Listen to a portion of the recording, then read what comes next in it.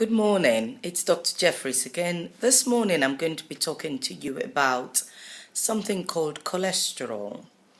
A lot of us, we like to eat good food, we like to be healthy, and we like to enjoy the good things of life.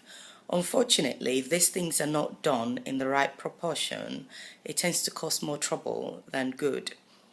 I'll be talking to you about a particular content of your blood which is really important.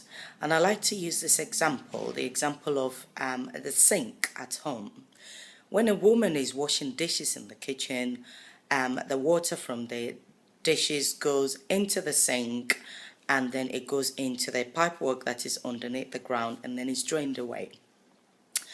Now, when a woman washes plates from a very oily meal, what happens is that you find out that when you put some soap in the water, in the dish, the soap tends to stick on to the oil and tries to take as much oil as possible from the plate and then washes it into the sink. Unfortunately, the work doesn't end there. The oil tends to now stick onto the side of the sink and also onto the sides of the pipe work that goes away from the sink. And what that means is that in a few weeks or few months, when you disconnect the tube or the pipework from the kitchen sink and you have a look inside, you would actually see some layers of oil that you have washed from over the past few weeks to months. Now, cholesterol is the fatty content of your blood. And the same way that the oil can stick in the inside of the pipework that leads from the sink into your drain, that is the same way the cholesterol can stick on the sides of the wall of your arteries.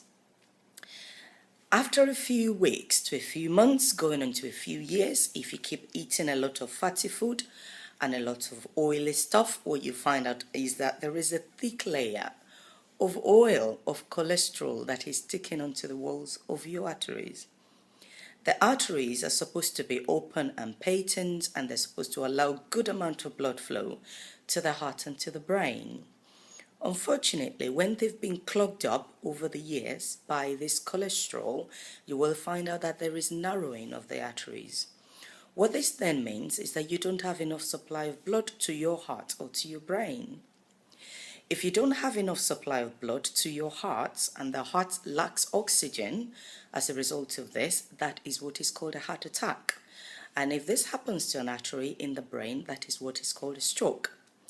Now, how am I driving this home? It is good to eat a lot of nice things. It's good to eat the skin of your chicken. It's good to eat turkey and all these nice things that look very nice and appealing to the eyes. But remember, for every one of these oily things that you eat, a bit of the oil is taken onto the pipework. And if it gets beyond a particular point, it means that there isn't enough blood that's going either into your heart or to the brain.